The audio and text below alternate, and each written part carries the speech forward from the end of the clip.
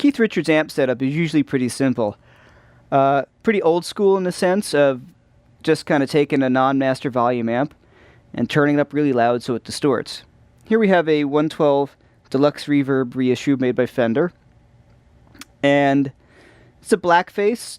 That terminology always meant the actual color of the front. There's a blackface and there's a silver face reverbs.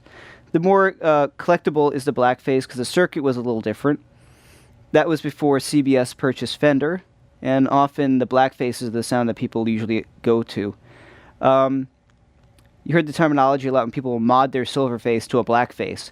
They basically change some capacitors and resistors to make it sound like these older models. This is a reissue. It's pretty great, pretty good sounding reissue.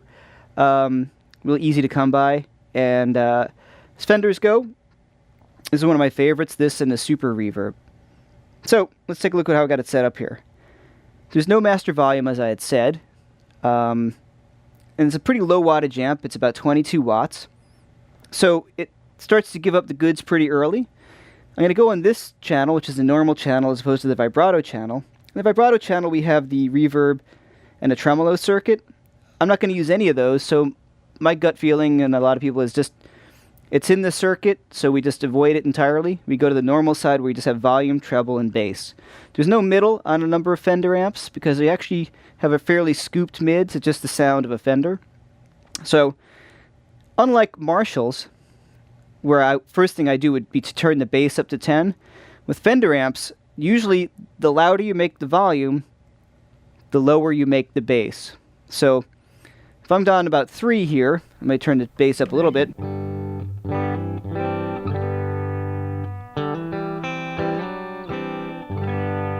Really cool, great, clean Fender sound there.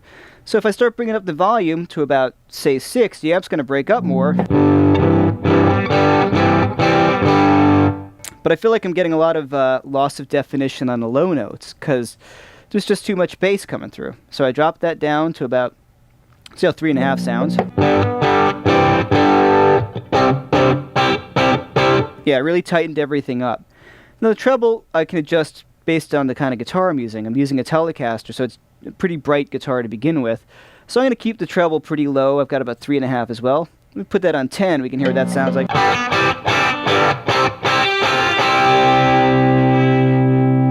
Now back down to 3. That was really harsh and bright for me. A lot of top end. So plenty of top end, but actually not taking your head off.